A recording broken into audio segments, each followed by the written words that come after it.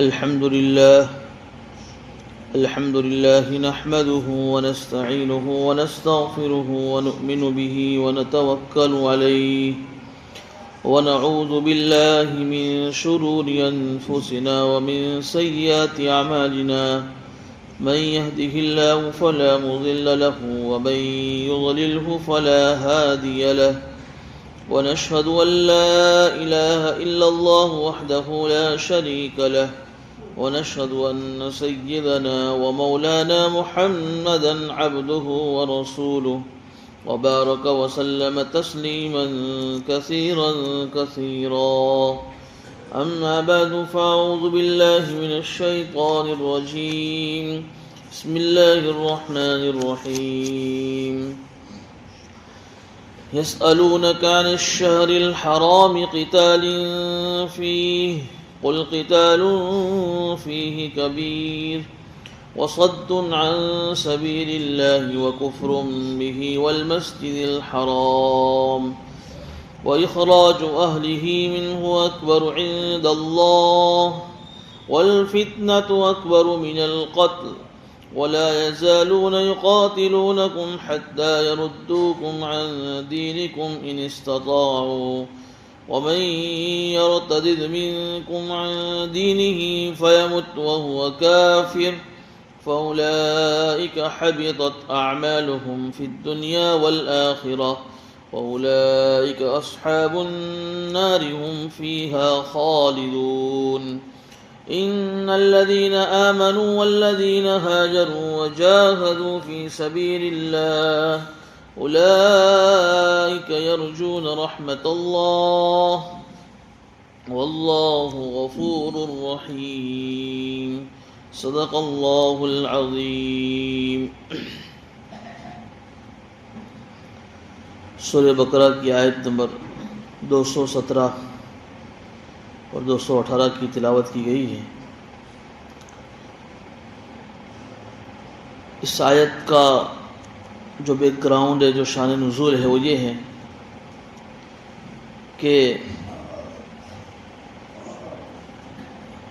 مدنی زندگی میں، یعنی جب صحابہ اکرام اور حضور اکرم صلی اللہ علیہ وسلم جب مکہ مکرمہ سے جب مدینہ منورہ ہجرت کر کے تشریف لے آئے تو مدینہ منورہ کے رہنے کے زمانے میں حضور پاک صلی اللہ علیہ وسلم نے غزوہ بدر سے پہلے ایک صحابہ کا 10 آدمیوں کا لشکر بھیجا اور ان سے یہ کہا کہ ایک ایسا راستہ جو مکہ اور طائف کے درمیان کا راستہ ہے، کہ جس کے ایک راستے سے مکہ جائے اور دوسرے راستے سے طائف، ایسے راستے پر جا کر آپ بیٹھ جاؤ اور دھیان رکھو کہ مکہ کے جو مشرک ہے، جو کافر ہے، وہ مکہ سے ملک شام جاتے تھے کاروبار کے لیے، بزنس کے لیے، تجارت کے لیے، تو ان کا دھیان رکھو اور یہ ساری خبریں مدینہ میں آپ مجھے پہنچاؤ، چونکہ حضور پاک صلی اللہ علیہ وسلم کو بڑا خطرہ تھا مدینہ آنے کے بعد بھی ان کفار مکہ کی طرف سے، کہ وہاں تو 13 سال چین سے رہنے دیا نہیں، اب مدینہ آئے ہیں تو ان کی بھی وہی خفیہ پلاننگ تھی کہ کسی طریقے سے مسلمانوں کو نقصان پہنچا جائے۔ تو مسلمانوں نے اپنے ڈیفینس میں، اپنے دفاع میں اس طریقے سے حضور پاک صلی اللہ علیہ وسلم نے ایک 10 آدمیوں کی ایک ٹکڑی، ایک جماعت کو وہاں بٹھایا۔ اب ہوا یہ کہ مکہ کا ایک لشکر ملک شام سے مکہ جا رہا تھا اور ان کی نیت بھی یہی تھی کہ جو ہم بزنس کر رہے ہیں، جو تجارت کر رہے ہیں، اس سے جو کچھ بھی نفع ملے گا اس کے خلاف، ہم مسلمانوں کے خلاف اس کو استعمال کریں گے۔ تو انہوں نے اس کو پکڑ لیا۔ اب پکڑنے میں بتھم بتھا ہو گئی، آپس میں لڑائی ہو گئی، جہاد کی نوبت آ گئی۔ ہوا ہے کہ آپس کے بتھم بتھا میں ان کا ایک آدمی مارا گیا۔ کس کا؟ کفار مکہ کا۔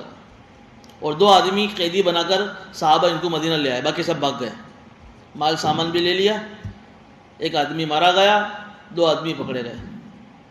اب جب وہ مکہ پہنچے باقی لوگ تو مکہ کے لوگ پھر اپنے قیدیوں کو چھڑانے کے لیے مدینہ آئے، تو انہوں نے مدینہ میں آ کے شور مچایا۔ کیا شور مچایا؟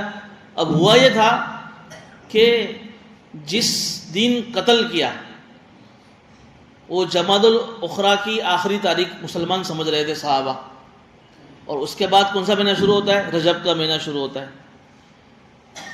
مسلمان سمجھ رہے تھے کہ جمادی الاخری کی آخری تاریخ ہے، رجب کی پہلی تاریخ نہیں ہے۔ چاند کے سلسلے میں کچھ صحابہ کرام نے چاند نہیں دیکھا ہوا، سمجھے کہ یہ آخری تاریخ ہے۔ آپ کو معلوم ہے، اس کے پہلے بھی آپ کو بتایا کہ بھئی 4 مہینے ایسے ہیں جس میں مسلمان اور کافر اور سب کوئی بھی جنگ نہیں کرتے تھے۔ اس میں رجب کا مہینہ بھی ہے، سلنگ جو 3 مہینے ہیں، رجب کا مہینہ، ذوالقعدہ، ذوالحجہ اور محرم، یہ 4 مہینے ایسے ہیں جس میں پہلے حضرت ابراہیم علیہ السلام کے زمانے سے ہی عیسائی، یہودی، مسلمان، کافر سب ان مہینوں کا احترام کرتے تھے۔ جنگ چل بھی رہی ہو، رجب کا مہینہ شروع ہو گیا جنگ بند، اور یہ جو 3 آخر کے مہینے یہ شروع ہو گئے جنگ بند ہو جاتی۔ اب وہ مسلمان تو یہ سمجھ رہے تھے کہ جمادی الاخری کی آخری تاریخ ہے، اب ایک آدمی ان سے مارا گیا، حالانکہ وہ رجب کی پہلی تاریخ تھی۔ تو ان لوگوں نے مدینہ میں آ کر شور مچایا۔ کیا شور مچایا؟ کہ دیکھو مسلمانوں نے رجب کے مہینے کی حرمت کا اور اس کے احترام کا بالکل خیال نہیں کیا، اور ہمارے ایک آدمی کو رجب کی پہلی تاریخ میں مار ڈالا۔ سمجھے نا آپ بات؟ بھول سے جمادی الاخری کی تاریخ سمجھی اور لڑائی میں وہ آدمی مارا گیا۔ جنہوں نے جو ہنگامہ مچایا کہ دیکھو اس طریقے سے لوگ ان مبارک اور احترام اور پوتر مہینوں کا بھی خیال نہیں کرتے مسلمان، اور اس میں بھی لڑائی کرتے ہیں۔ تو قرآن کریم کی آیتیں نازل ہوئی اس سلسلے میں۔ یسألونک عن الشہر الحرام قتال فیہ، یہ لوگ آپ سے، یعنی یہ مکہ والے آپ سے مبارک مہینوں کے بارے میں سوال کرتے ہیں کہ اس میں لڑائی کرنا اور جنگ کرنا کیسا ہے؟ تو اس کے جواب میں اللہ تعالیٰ نے یہ آیت نازل فرمائی، قل، اے نبی جی آپ ان سے کہیے، قل قتال فیہ کبیر، بات بالکل صحیح ہے آپ کی کہ اتنے مبارک مہینے میں لڑنا ایک بہت بھاری بات ہے، نہیں لڑنا چاہیے، مبارک مہینوں کا احترام کرنا چاہیے، لیکن ذرا اپنے اندر جھانک کر دیکھو، تو مسلمانوں پر سوال کر رہے ہو اور نادانی میں اور یہ ناسمجھی میں انہوں نے رجب کی پہلی تاریخ کو کسی کو قتال کر دیا، قتل کر دیا، بڑی اچھی بات نہیں ہے، نہیں کرنا چاہیے تھا، بھول سے ہوا ان سے۔ لیکن تم سوال کر رہے ہو اور مسلمانوں پر شور مچا رہے ہو، ہنگامہ کر رہا ہو، تو اپنے اندر تو جھانکو، تم کیا کر رہے ہو؟ کیا کر رہے تھے یہ لوگ؟ کہ خود بھی دین اسلام کو قبول نہیں کرتے تھے، اور جو اسلام میں داخل ہوتا اس کو بھی پریشان کرتے تھے، خود مسلمان نہیں بنتے، کسی کو مسلمان بننے دیتے نہیں تھے۔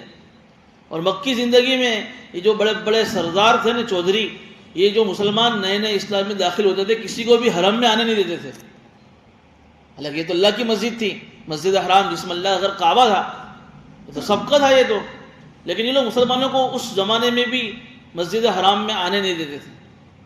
اور پھر انہوں نے مسلمانوں کو اپنے شہر سے نکالنے کے لیے ہجرت پر مجبور کیا۔ مسلمانوں کی سب سے پہلے ہجرت کہاں ہوئی؟ حبشہ، پھر دوسری ہجرت مسلمانوں کی مدینہ ہوئی۔ تو یہ تم نے کون سے دھندے کیے؟ خود اسلام قبول نہ کرنا، دوسرے کو اسلام قبول نہ کرنے دینا، مسلمانوں کو مسجد حرام میں سے جانے سے روکنا، مسلمانوں کو ان کے گھروں سے نکالنا، یہ ساری چیزیں تم کر رہے، تم اس پر نظر نہیں کر رہے ہو، اور مسلمانوں سے کیا ایک بھول ہو گئی چھوٹی، تم نے ہنگامہ مچانا شروع کر دیا۔ اللہ یہ کہہ رہے کہ ہاں ٹھیک بات ہے کہ لڑنا، قتال ایک بہت بھاری بات ہے، لیکن اللہ کے راستے سے یعنی اسلام سے روکنا اور اس کا انکار کرنا اور مسجد حرام میں جانے سے روکنا، وَإِخْرَاجُ أَهْلِهِ مِنْهُ، اور وہاں کے لوگوں کو وہاں سے نکالنا، مکہ والوں کو مکہ سے نکالنا، اکبر عند اللہ، یا اللہ کے نزدیک اس سے بھی بھاری بات ہے۔ تم بھاری بات کیسے کہہ رہے ہو کہ بھولے سے کسی نے رجب کے مہینے میں کسی کو مار ڈالا؟ اللہ کہہ رہے اس سے بھی بھاری بات یہ ہے کہ تم مسلمانوں کو اسلام سے روک رہے ہو، مسجد حرام میں جانے سے روک رہے ہو۔ اس لیے کہ ایک آدمی اگر مر گیا تو اس کی دنیا کا نقصان ہوا، لیکن اگر تم کسی آدمی کو اسلام میں داخل نہیں ہونے دے رہے ہو تو اس کا آخرت کا نقصان ہو رہا ہے۔ تو آخرت کا نقصان یہ دنیا کے نقصان سے بھاری ہے۔ والفتنة اکبر من القتل، اس اللہ فرما رہے کہ فتنہ یہ قتل سے بھی بڑا بھاری ہے۔ قتل تو ہے ہی، لیکن قتل سے بھی سنگین جرم، بھاری کوئی گناہ ہے تو وہ فتنہ ہے۔ یہاں فتنے سے مراد کیا ہے کہ تمہارا کسی کو اسلام میں داخل نہ ہونے دینا، کیسی پلاننگ کرتے تھے بھائی کسی بھی طریقے سے. آپ نے سنا 13 سال کی زندگی میں جسمانی اعتبار سے کتنا ٹورچر تھا. جب عمار جو نئے داخل ہوئے اسلام میں، جب عمار بن یاسر، حضرت بلال کا واقعہ سن رہے، معمولی بات ہے کوئی. یہ فتنہ نہیں تو کیا ہے کہ ایک آدمی اسلام میں داخل ہو رہا ہے اور تم اس کو ستا رہے ہو، تو یہ تو قتل کرنے سے بھی زیادہ بھاری بات ہے. تم کو یہ اپنا عیب تو نظر نہیں آ رہا ہے، اور مسلمانوں سے بھول سے غلطی ہو گئی اور تم نے اس پر ہنگامہ مچانا شروع کر دیا. آگے اللہ کہہ رہے وَلَا يَزَالُونَ يُقَاتِلُونَكُمْ حَتَّى يَرُدُّوكُمْ عَنْ دِينِكُمْ إِنِ اسْتَطَاعُوا. یہ لوگ تو آپ سے لڑتے رہیں گے. حَتَّى يَرُدُّوكُمْ عَنْ دِينِكُمْ، جب تک ان کی کوشش چلے وہ آپ کو اپنے دین سے پھیرنے کی پوری کوشش کرتے ہی رہیں گے. آپ ان کو کتنا بھی سمجھاؤ نا، ان کو آپ کتنا بھی کہو، ان کفار مکہ کو اور مکہ کے مشرکین کو کہ بھائی اس طریقے سے مت کو، لیکن ان کا تو کام یہ ہے کہ بھائی کسی طریقے سے آپ اپنے دین سے پھر جاؤ.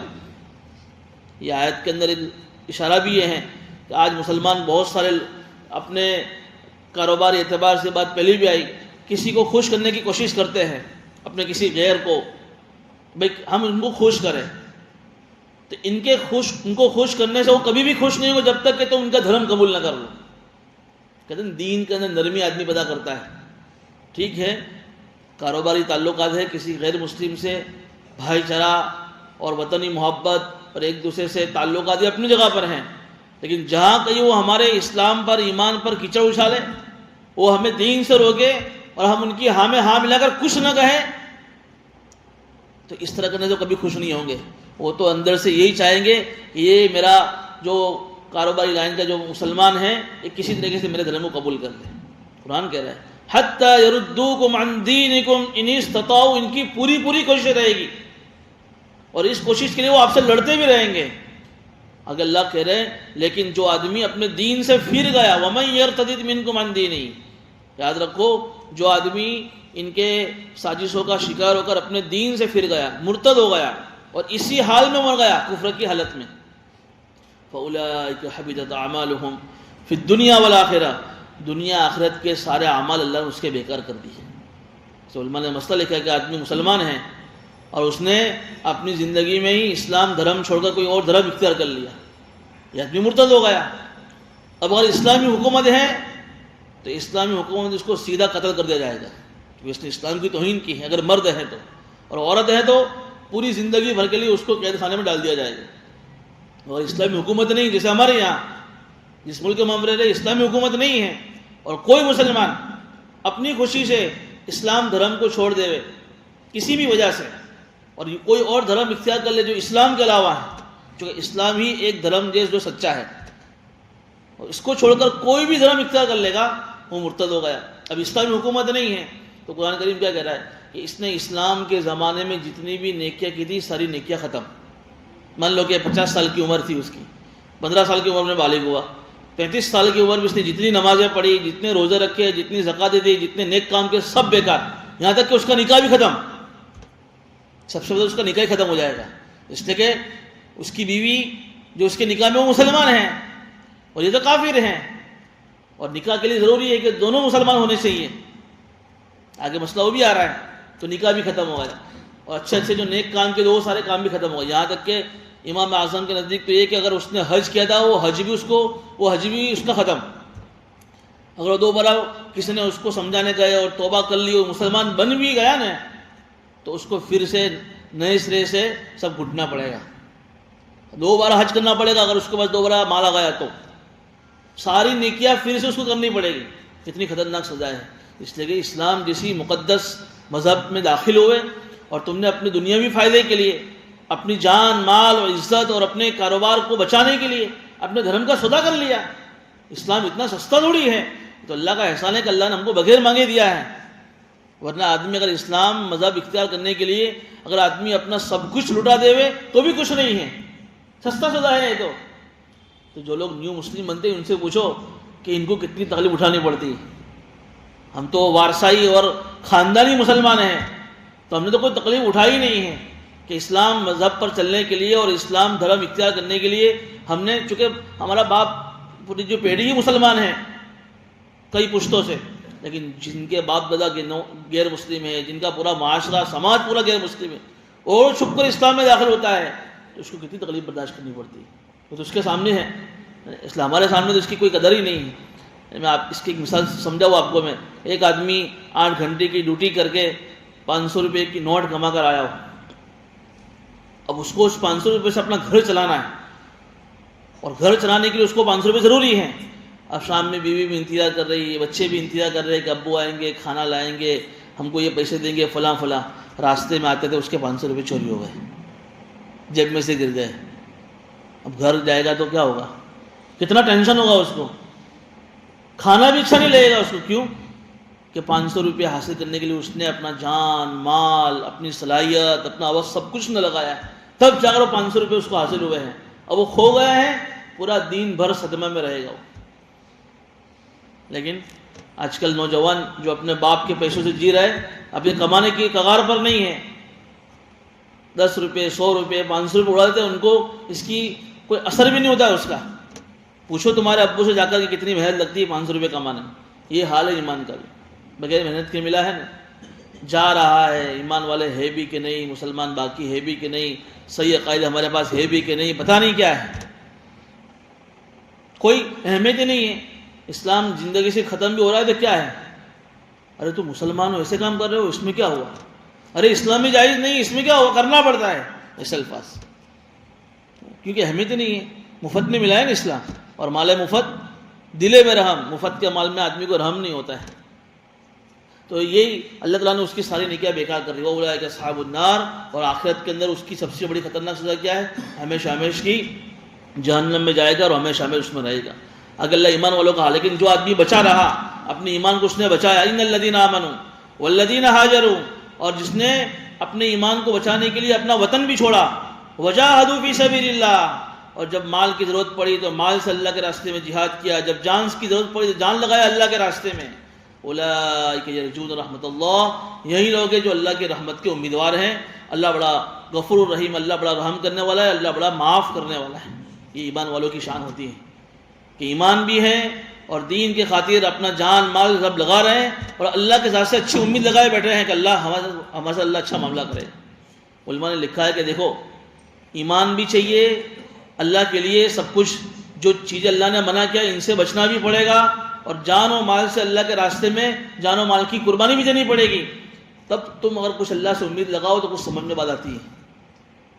اگر کچھ کرنا نہیں ہے اور کہتے اللہ بہت بڑا بادشاہ ہے، تو یہ تو ایک بیوقوفی والی بات ہے نا، کچھ نہیں کر رہے ہو تم تو اللہ معاف کر دے گا، اللہ کی رحمت بہت بڑی ہے۔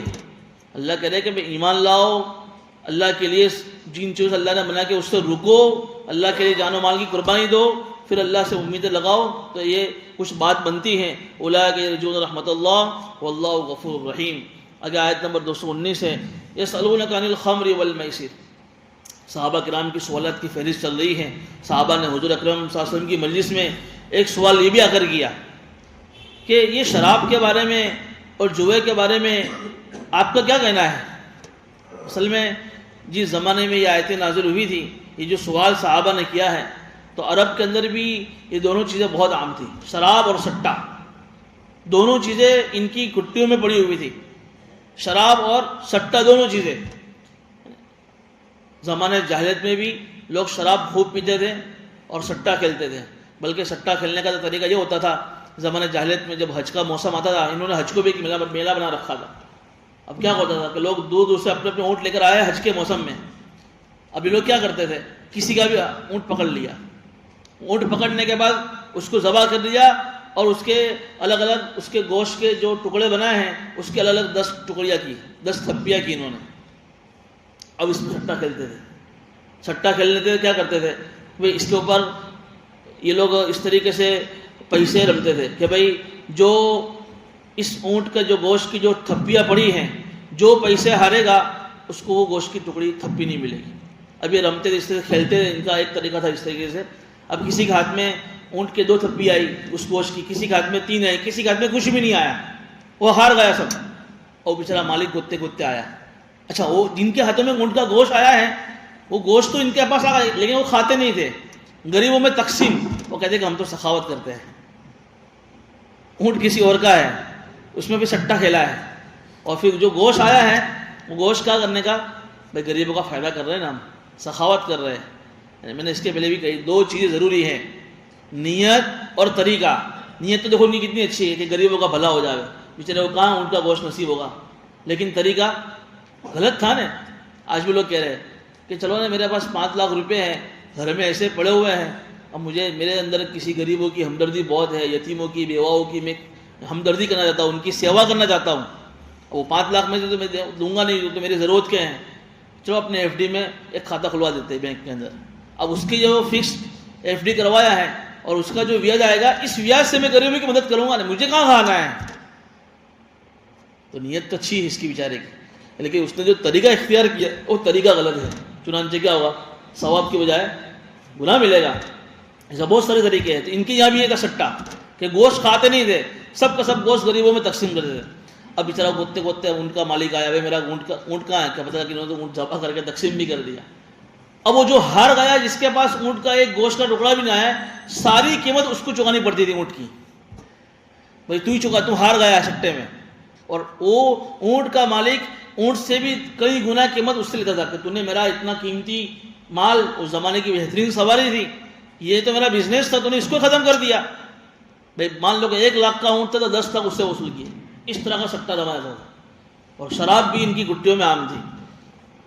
پھر جب اسلام آیا تو اسلام نے بھی اس کو حرام تو نہیں کیا شروع میں، چونکہ جو بھی مسلمان وہ عربی تو تھے، زمانہ جاہلیت کے لوگ ہی تھے جو مسلمان ہو رہے تھے۔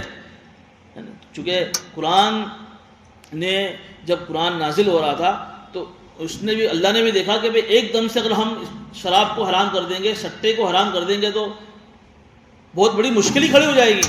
وہ کہتے ہیں نا کہ جب بچے کو دودھ چھڑانا ہو تو ماں کو کتنی تکلیف پڑتی ہے، بہت تکلیف پڑتی ہے۔ وہ 10-15 دنوں کا جو گیپ ہوتا ہے نا، جس میں بچوں کو، جو بچہ جب رو رہا ہو، جب ماں کی چھاتی سے جب قریب آتا ہے، وہ ماں ہی جانتی کہ اس پر کیا گزرتی ہے اور بچے پر بھی کیا گزرتی ہوتی ہے۔ اب اس کو روٹی پر لانا ہے، اس سے زیادہ بھاری ہوتا ہے ایک چیز کی لت پڑ گئی اور آدمی کو اس کو چھوڑنا پڑے، اس سے زیادہ بھاری ہوتا ہے۔ لت جب پڑ جائے نا، لت تو چھوٹنے میں بہت خطرناک ہوتا ہے۔ آج بھی لوگ حکومتیں چلاتی نا، ابھیان چلاتی، نشہ مکت ابھیان، لیکن وہ لت پڑی ہوئی ہے نا ایسی، تو چھوٹ نہیں رہی۔ ایسی لت یہاں پڑی ہوئی تھی۔ اب اسلام نے سوچا کہ ایک دم سے اگر ہم حرام کر دیں گے تو مشکل ہی کھڑی ہو جائے گی۔ تو اس آیت میں چونکہ بڑے بڑے جو صحابی، حضرت عمر فاروق، حضرت معاذ بن جبل، بڑے بڑے صحابہ کو بھی تھا کہ یار یہ شراب اور یہ چھٹا یہ سمجھ میں نہیں آ رہا ہے، تو یہ حضور کے پاس آئے تھے۔ تو اس آیت میں اللہ نے ایک دم سے حرام نہیں کیا، دیکھیں کیا انداز استعمال کیا ہے۔ قل فیہما اسم کبیر ومنافع للناس، اے نبی جی آپ ان سے کہیے کہ اس میں گناہ زیادہ ہے اور فائدے کم ہیں۔ یعنی ایک طرح سے مسلمانوں کو یہ ترغیب دی کہ تم پی رہے ہو، لیکن اتنی بات یاد رکھو، نقصان زیادہ ہے لیکن نفع کم ہے۔ بھائی نفع کیا ہے زیادہ زیادہ؟ کہ آدمی جب شراب پیتا ہے تو تھوڑا سا اس کو جو ہے عقل کے اندر ایک نشہ آ جاتا ہے، اور تھوڑا سا آدمی ایک پھرتیلا بن جاتا ہے، ایک تھوڑی سی اس کے اندر ایک چستی آ جاتی ہے ظاہری اعتبار سے۔ اور سٹے میں کیا ہوتا ہے ظاہری نفع؟ کہ آدمی آج روڑ پتی اور لاکھوں پتی بن گیا اچانک۔ سٹا کہتے کس کو ہے کہ بھائی اپنی ملکت کو خطرے پر ڈالو، اگر لگا ہے تو اکا ہو گیا، آدمی راتوں رات کروڑ پتی بن جاتا ہے۔ ابھی آ رہی اس کی بہت ساری شکلیں۔ تو ایک ظاہری فائدہ ہے، لیکن بہت سارے اس کے سماجی، انفرادی، اجتماعی بہت سارے نقصان ہیں دونوں کے۔ قرآن کریم نے یہ ترغیب دی، ایک دم سے حرام نہیں کیا کہ بھائی اس کے نفع نقصان سے کم ہے، اور اس کا نقصان زیادہ ہے اور نفع کم ہے۔ وَإِثْمُهُمَا أَكْبَرُ مِن نَفْعِهِمَا، وہی کہ بھائی ان دونوں کا گناہ ان کے نفع سے زیادہ ہے۔ لیکن جب اس آیت کے بعد کچھ صحابہ نے تو سمجھ گئے کہ ہاں اللہ کی طرف سے ایک الرٹ آ گیا ہے، کہ بچنا ہی بہتر ہے۔ پھر بھی کچھ صحابہ چونکہ مباح تھا پی رہے تھے۔ ایک مرتبہ ایسا ہوا، ایک صحابی نے دعوت کی، حضرت اتبان بن مالک کے دوران بڑے بڑے صحابہ اس دعوت میں شریک ہوئے۔ نہیں، اس سے پہلے ایک موقع اور آیا کہ کچھ صحابہ نے اس طریقے سے شراب پی، دعوت تھی اور دعوت میں شراب کا بھی دور چلا۔ اب اس میں مغرب کا وقت ہو گیا، تو غالباً حضرت علی کا بارے میں شاید آتا ہے کہ حضرت علی مصلی پر کھڑے ہوئے مغرب کی نماز کے لیے، اور شراب پیا ہوا تھا، اور شراب کے نشے میں قل یا ایھا الکافرون پڑھنی شروع کر دی۔ آپ کو بھی معلوم ہے قل یا الکافرون کتنی بھاری صورت ہے، جو نئے نئے یاد کرنے والے ان کو بھی بتا جاتا ہے کہ قل یا الکافرون اکثر کو چڑھتی نہیں زبان پر۔ حضرت علی نے بھی گوتے لگانے شروع کر دی، شراب عقل پر چڑھ گئی تھی، اب نماز کے اندر مسئلہ ہو گیا، نماز فاسد ہو گئی۔ تو قرآن کریم کو یہ سورہ بقرہ چل رہی ہے، اور اس کے بعد سورہ نساء آئے گی. تو سورہ نساء میں دوسرا حکم اللہ نازل کیا، یا ایھا الذین آمنوا لا تقربوا الصلاۃ وانتم سکارا، اے ایمان والو جب تم نماز کی حالت میں ہو تو شراب مت پیا کرو. یہ دوسرا حکم آیا. یہاں تو صرف کیا کہا کہ بھائی مت پیو تو اچھا ہے، اس کے نقصان زیادہ ہے نفع کم ہے.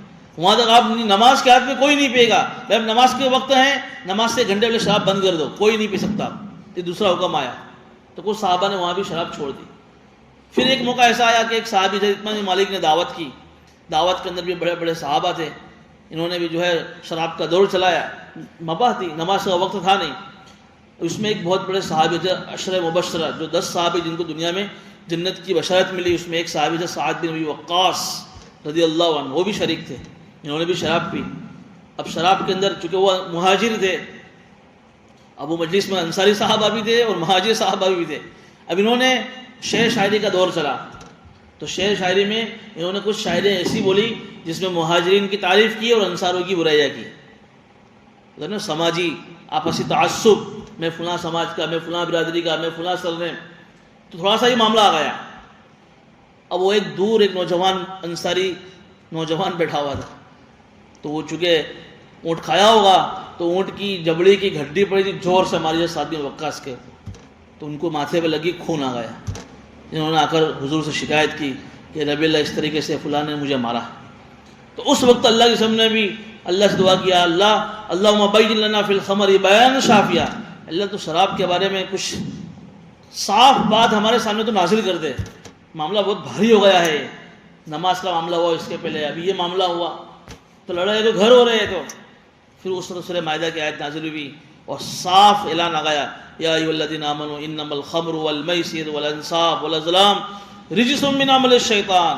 یہ شراب، یہ سٹا اور یہ بتوں کو پوجنا اور تیر بازی جو اس زمانے میں تھی، یہ سب کے سب جو ہیں گندی چیزیں ہیں، شیطانی کام ہے، ان سے بچو.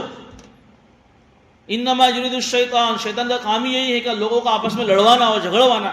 اس آیت علماء نے ثابت کر دیا کہ شراب ہمیشہ کے لیے حرام ہو گئی. جب سورہ مائدہ کی آیت نازل ہوئی ہیں تو بہت ساری جگہ پر شراب کا دور چل رہا تھا. جہاں جہاں یہ قرآن کی آیت پہنچی، وہ صحابہ نے جس کے گلے میں تھا، منہ میں تھا، اس نے گلے میں نہیں اتارا، باہر تھوک دیا. اور اس زمانے میں ایسا مشہور تھا کہ جس کے پاس جتنی پرانی شراب وہ اتنا بڑا مالدار.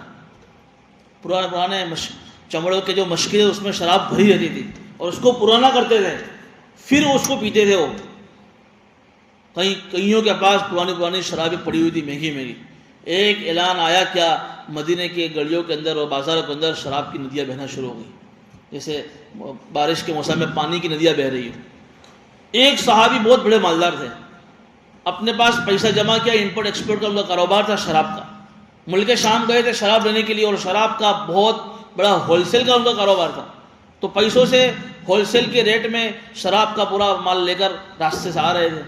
اور مدینے کے بعد کسی صحابی نے خبر کہ آج تو شراب حرام ہو گیا. لیکن وہ صحابی نے کیا کیا، سارا کا سارا اپنا شراب کا مال وہی پہاڑ پہ چھوڑ دیا اور فوراً حضور کی خدمت میں آئے. سننے سی بات ہے، کہا یا نبی اللہ کیا کروں، مال جمع کیا تھا اور اسی مال سے شراب لے کر آیا، اب شراب کی حرمت آ گئی ہے. اللہ کے نبی نے کہا کہ شراب حرام ہوئی ہے اور ایسی حرام ہوئی کہ اس میں اب کوئی جواز کی گنجائش ہی نہیں ہے. تو کیا کروں، پھینک دو اس کو. صحابی اسی وقت مجلس سے کھڑے ہو گئے. ایک بھی مرتبہ یہ نہیں پوچھا کہ میری زندگی بھر کا سارا سرمایہ، یا نبی اللہ میں تو فقیر ہو جاؤں گا. حضور نے کہا پھینک دو، گئے اور ساری کی ساری شراب ڈھول دی. یہ کوئی معجزہ نہیں ہے تو کیا ہے صحابہ کی طرف سے. کسی ایک شراب کا حکم کیا آیا، جو عادت جو لت پڑی ہوئی تھی ہمیشہ کے لیے شراب سے نفرت ہو گئی. اور حضور نے بھی اپنی زبان مبارک سے کہا کہ یہ ام الخبائث، تمام فتنوں کی اور تمام برائیوں کی جڑ ہے شراب. تو صحابہ کرام نے تمام نے شراب سے توبہ کر دی. یہ تدریجی حکم آیا شراب کے بارے میں. اور سٹے کے بارے کے اندر بھی آ گیا سورہ مائدہ کے اندر کہ اب سٹا وہ جوا بھی حرام ہے. اس لیے کہ سٹے میں جیسے میں نے ابھی بتایا کہ آدمی کو کچھ محنت نہیں کرنی پڑتی ہے اور آدمی اپنی ملکت کو خطرے میں لگاتا ہے. تو اس میں کبھی کبھی آدمی کروڑپتی بنتا ہے اور کبھی کروڑپتی آدمی بھی روڑپتی بن جاتا ہے. تو اس کا اکیلے کا نقصان نہیں ہوا ہے، اس کے روڑپتی بننے سے، روڑ پر آنے سے پورا خاندان، پورا سماج، پورا معاشرہ بدنام ہوا ہے اور سب کا مسئلہ ہو گیا ہے. تو اللہ نے اس کو بھی حرام کر دیا. تو یہاں آیت میں آیا کہ کل وَإِثْمُهُمَا أَكْبَرُ مِن نَفْعِهِمَا، کہ ان دونوں کے نفع کم ہے اور اس کے نقصان زیادہ ہے. اب آج کے زمانے میں لوگوں نے شراب کے نام بدل دیے ہیں، تو کیا نام بدلنے سے شراب کی حرمت ختم ہو جائے گی؟ بھائی ایک گوبر ہو، بو ہو، اور آدمی اس کے اوپر سونے کا اور چاندی کا کور بچھائے اور اس کو بہترین باکس میں جو ہے مٹھائی کے باکس میں کسی کو گفٹ کرے، وہ کہے کہ بھائی یہ تو مٹھائی ہے، تو کیا اس کا ڈیزائن بدلنے سے، اس کا کلر بدلنے سے، اس پر سونے چاندی کا کور رکھنے سے کیا وہ مٹھائی بن جائے گی؟ وہ گوبر نام بدلنے سے حقیقت نہیں بدلتی ہے. آج لوگوں نے شرابوں کے نام بدل دیے. علماء نے مسئلہ لکھا کل مسکر حرام، شراب نہیں بھی ہے لیکن شراب جس وجہ سے حرام ہوئی ہے کہ جس سے نشہ چڑھتا ہے، ساری نشے والی چیزیں حرام، چرس، بھنگ، گانجا، افیون، ہیروئن، اور آج کے زمانے کے جتنے بھی جو ڈرگس ہیں گولیوں کی شکل میں، پتہ نہیں پیٹرول کی شکل میں، آدمی کیسے کیسے. آج مسلمان نوجوان دیکھو، ان کے مقابلے میں ہمارا مسلمان نوجوان نشے کا عادی بن گیا ہے. بات دور جانے کی ضرورت نہیں ہے، اپنی سوسائٹی کی بات کر رہا ہوں میں. ایسے ایسے لوگوں سے ملاقاتیں ہوتی ہیں جو چھپ چھپ کر نشے کرتے نوجوان، عادت بن گئی ہے. رومالوں میں گولے ڈال کر رومال میں بڑے بڑے سونگتے رہتے ہو. کتنی خراب چیز ہے. آدمی کی عقل اس سے خراب ہو جاتی ہے، آدمی کسی کام کا نہیں رہتا ہے. کتنے سارے نقصان کتابوں میں آج پڑھ، کتنے سارے نقصانوں کی فہرست بتائی. جرمنی کے ایک ڈاکٹر کی ریسرچ آئی کہ اگر مغربی ممالک کے بارے میں اس نے لکھا کہ اگر آدھے شراب کھانے بند ہو جاوے تو آدھے دوا کھانے اور آدھے جیل کھانے بند ہو جائیں گے بے ضرورت کے. جسمانی بیماریاں، روحانی بیماریاں، عقل کی بیماریاں. یعنی کہ جو آدمی شراب کا عادی ہوتا ہے اور نشے کا عادی ہوتا ہے، 40 سال کی عمر میں وہ 60 سال کا بوڑھا بن جاتا ہے. اس کا بدن اندر سے کھوکھلا ہو جاتا ہے، وہ اس کی عقل بھی اندر سے معاف ہو جاتی ہے. اس لیے ماں باپ کو بھی چاہیے کہ ہمارے نوجوانوں پر دھیان رکھنے کی ضرورت ہے. اس طرح سٹے کی بھی بہت ساری شکلیں بازار میں ہیں. اب دیکھو لوٹری والی لوگ بی سی والی بولی ہوتی ہے نا، وہ بھی لوگ لگاتے ہیں. بھائی 10 آدمی شریک ہو گئے، بھائی 1 لاکھ روپے کا ہفتہ ہے مہینے کا. اب مان لو کہ ایک پہلے مہینے وی سی کھولی، ایک آدمی کی کھلی وی سی 10 لاکھ روپے کی. عبداللہ نام کے ایک آدمی کی 10 لاکھ روپے کی وی سی کھلی. اب اس کی بولی لگتی ہے. اب ایک آدمی کو، ابراہیم نامی ایک آدمی کو ضرورت ہے، اب بولی لگے گی. بھائی کتنے میں وی سی تم لوگے؟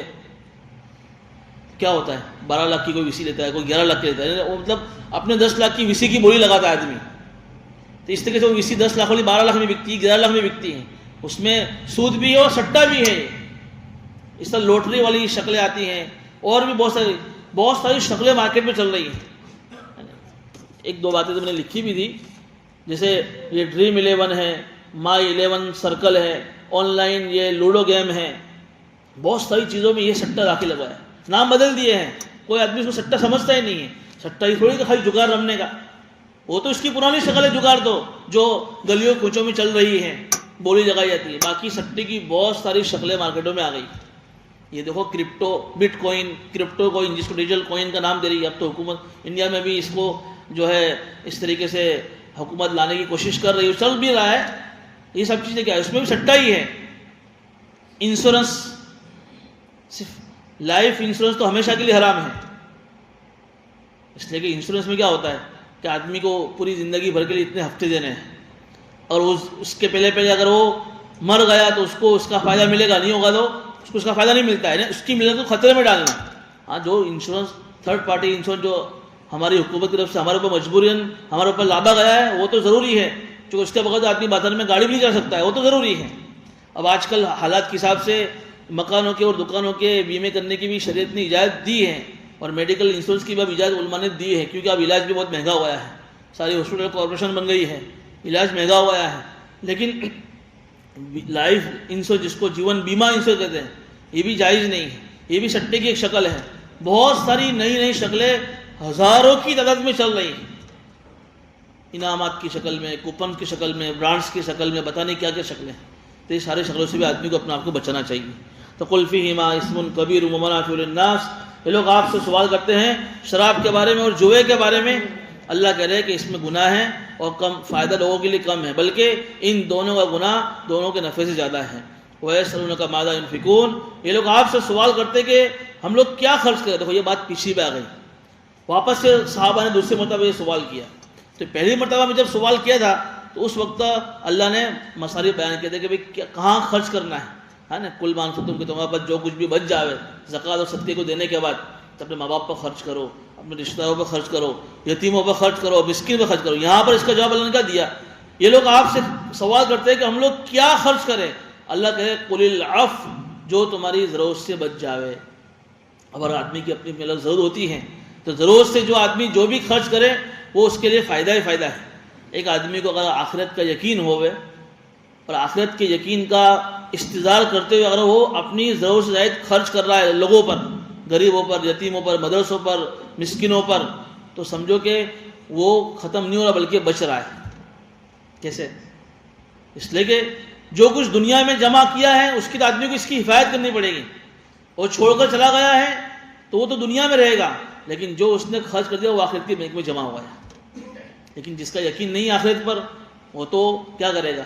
تیجوری جمع کرے گا، بھائی میری تیجوری پوری ختم نہیں ہونی چاہیے چاہے میرا پڑوسی بھوکا مرے۔ قرآن کہہ رہے ہیں نہیں، قل العفو، اپنی ضرورت سے زائد ہو تو اس کو خرچ کرو۔ اگر اللہ وہی کہہ رہے کہ اسی طرح اللہ تمہیں تمہارے سامنے آیتوں کو کھول کھول کر بیان کرتا ہے تاکہ تم غور و فکر کرو دنیا اور آخرت کے بارے میں بھی۔ نہیں، تمہارے سامنے اپنی دنیاوی ضرورتیں بھی ہیں، کھانا پینا، لباس، مکان، اپنے بچوں کی، اپنے بیوی بچوں کی، نفقے کی، یہ ساری دنیاوی ضرورت بھی تمہارے سامنے رہیں، لیکن صرف دنیا ہی دنیا نہ ہو، آخرت کی ضرورت بھی تمہارے سامنے رہنی چاہیے۔ بار بار قرآن کریم آپ سنیں گے، جسے سورہ آل عمران آئے گی تیسرا پارہ، مستقل 2 رکوع آئیں گے اللہ کے راستے میں مال خرچ کرنے کے فضائل کے اوپر۔ یہاں تو صرف اشارے ہیں، آگے مستقل 2 رکوع آ رہے ہیں۔ یعنی اللہ کہہ رہے ہیں بار بار قرآن کریم میں یہ آیتیں نازل فرما کر اللہ تعالیٰ مسلمانوں کو ترغیب دے رہے ہیں کہ بھئی مال بچا بچا کر نہ رکھو، ضرورت ہے بات الگ ہے، ایسا بھی نہیں ہے کہ بھئی اتنی سخاوت کرو کہ بھئی ساری تیجوری ختم کر دی، جب ہمیں ضرورت پڑے کسی سے مانگنا پڑے۔ تو سورہ بنی اسرائیل میں آیا نا کہ اتنی بھی سخاوت نہ کرو کہ ہاتھ بالکل چھوٹا کر دیا، اور اتنے بھی کنجوس مت بن جاؤ کہ ہاتھ بالکل باندھ دیا ہے، ضرورت بھی پوری ہو گئی لیکن پھر بھی گھر میں رکھا ہوا کسی کو دے نہیں رہے۔ تو زیادہ سخاوت بھی مت کرو، زیادہ کنجوس بھی مت کرو، بلکہ درمیان کی راہ چلو۔ یہاں اللہ نے یہی جواب دیا کہ ہم تمہارے سامنے، یہ لوگ آپ سے سوال کرتے ہیں کہ ہم کیا خرچ کریں، اللہ کہہ رہے ہیں کہ ضرورت سے زائد جو تمہارے پاس ہو تم اس کو خرچ کرو۔ اسی طرح اللہ تمہارے سامنے تمہاری آیتوں کو کھول کھول کر بیان کرتا ہے تاکہ تم غور و فکر کرو دنیا آخرت کے بارے میں۔ جب امی جان یا عائشہ صدیقہ رضی اللہ تعالیٰ عنہ کے بارے میں لکھا ہے کہ ایک مرتبہ ان کے پاس جو ہے کہیں سے بکری کا گوشت آیا تو سارا گوشت تقسیم کر دیا، صرف ایک شانے کا جو بھاگ، جو بکری کا آگے کا جو پگ ہوتا ہے ہاتھ والا، وہ باقی رکھا اپنے نبی کے لیے، تو آئیں گے تو ان کو اچھا بھاتا ہے۔ حضور نے پوچھا کہ بھئی تمہارے پاس کیا ہے؟ کہ سب کچھ خرچ کر دیا، صرف یہی بچا ہے، آپ کے لیے ہم نے ایک ہی ٹکڑا رکھا ہے گوشت کا۔ حضور نے کیا فرمایا؟ سب کچھ جمع ہو گیا، صرف یہی خرچ ہو گیا، جو تم نے دیا غریبوں کو وہ سب کچھ بچ گیا ہے آخرت کی بینک میں، جو تم نے یہاں جمع کر رکھا ہے وہ خرچ ہو گیا۔ بس سمجھ میں آ رہے ہیں؟ جو تم دنیا میں رکھو گے وہ تمہارے کام نہیں آئے گا۔ 3 چیزیں بتائیں نا، جو کھا کر پرانا کر دیا وہ تمہارا ہے، اور جو تم نے خرچ کر کے بھیج دیا وہ بھی تمہارا ہے، وہ آخرت کے بینک میں جمع ہوا ہے، لیکن جو تم نے دنیا میں چھوڑ دیا وہ تمہارے وارثوں کا ہے۔ اس لیے آدمی کو اللہ نے مال دیا ہے، جوانی ہے، صحت ہے، تندرستی ہے، اس کے اپنے بیوی بچے بھی ان کی ضرورت کا بھی رکھے ہیں، لیکن اپنی آخرت کی فکر کے لیے بھی کچھ آخرت میں جمع کرا ہوئے، ورنہ بعض مرتبہ آدمی کے بچے جب زندہ نہیں ہوتے ہیں تو ہزاروں لاکھوں کروڑ روپے آدمی جب چھوڑ کر جاتا ہے لیکن بچے 1 روپے بھی اس کے لیے ایصال ثواب نہیں کرتے ہیں، بیچارہ وہ قبر میں ترستا رہتا ہے کہ بھئی کہیں سے ایصال ثواب آ جاوے، کہیں سے میرے بچے میرے لیے کچھ اللہ کے راستے میں 1 روپیہ بھی ان کے بیٹے ان کے لیے صدقہ نہیں کرتے ہیں۔ تو اپنے بیٹے کو بھی دیندار بناؤ اور اپنی آخرت کی بھی فکر کرنی چاہیے۔ اللہ